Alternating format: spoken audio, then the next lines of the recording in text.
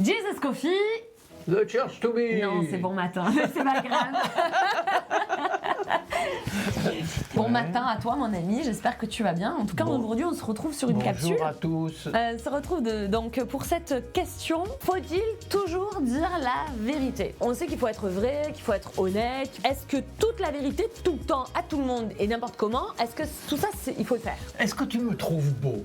Moi, je pense qu'il ne faut pas blesser les gens. Une personne qui me demande si elle se trouve belle, je crois qu'il ne faut pas blesser les gens, mais je crois qu'il ne faut pas non plus leur mentir. Il faut arriver à trouver une réponse qui cadre à la fois avec la vérité et éviter la brutalité. Pour répondre à une question comme ça, est-ce que tu me trouves belle, est-ce que tu me trouves beau, moi je poserais une question, ok, est-ce qu'elle se trouve belle? Après, je peux amener la personne à changer d'avis. Tu peux poser des questions pour mettre la personne en situation de se rendre compte. Parce que je pense que c'est pas bon non plus de dire à quelqu'un, ah mais non t'es moche, mais de dire à quelqu'un non mais t'es beau alors que la personne l'est pas. T'as pas le nez au milieu de la figure.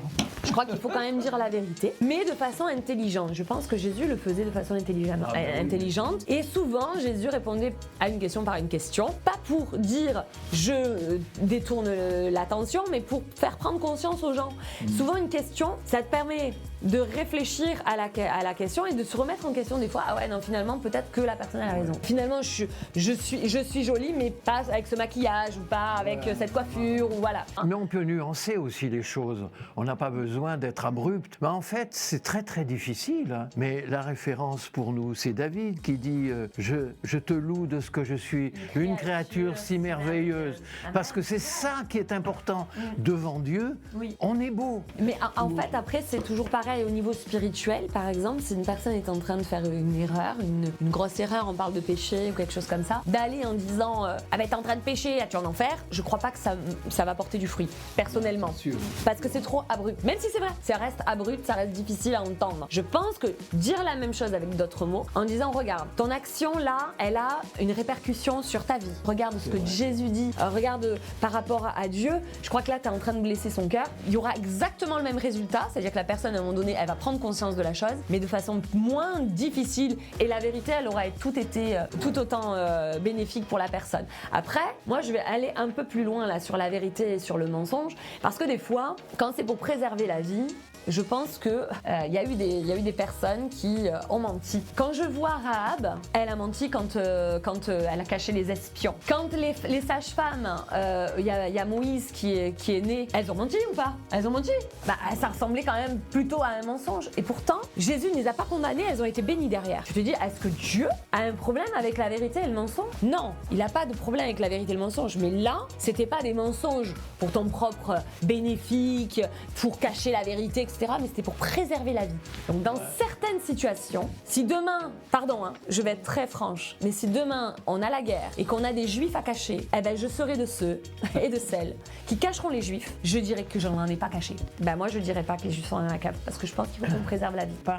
Dans la loi de Moïse, il n'est pas dit ne mentez pas, il est dit ne trompez pas. Ne trompez pas. Or, le mensonge, lorsqu'il est utilisé pour faire du mal en trompant, c'est pas du tout la même chose que lorsqu'il s'agit de dissimuler, de préserver quelque chose de bon ou de nécessaire. Et sans vouloir acquiescer au fait de mentir, je crois qu'il existe quand même des nuances que lui-même Jésus a utilisées. Hein. Donc il faut savoir dans quel but. Exactement. Dans quel but. Quelle est l'intention et les exemples que tu as choisis, justement, le but était de préserver. On a commencé en parlant de dire la vérité à quelqu'un, lui dire si t'es beau, si t'es pas beau, si t'es belle, si t'es pas belle. Il ne s'agit pas de dire tu es beau si tu es moche, mais il s'agit de dire voilà, si tu faisais par exemple, si tu mettais ceci à tel endroit, ça serait encore mieux. Voilà. C'est ça. Alors, est-ce que c'est faux? Non, c'est pas faux. Mais c'est pas non plus une vérité tranchante. Qui fait mal. Voilà.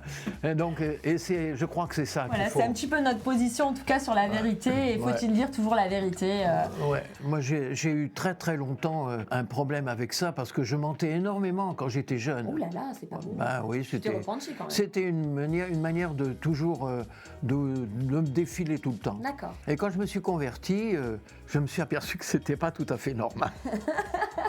C'est bien. Il a une prise de conscience. J'ai commencé à travailler un peu avec ça et j'ai fini par y arriver. Il a fallu assez longtemps, mais j'ai fini par y arriver. Et je crois qu'il n'existe pas vraiment de situation où on ne puisse pas dire la vérité.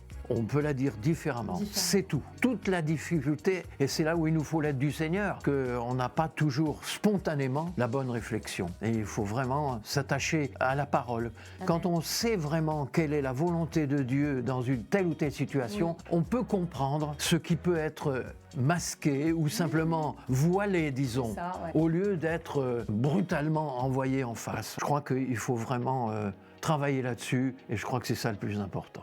Amen. Merci Jean-Pierre. On prend. Merci Jean-Pierre. En tout cas, passe une bonne journée, sois richement béni. Et n'oublie pas que hein. source de vie. The Church to be. The Church to be.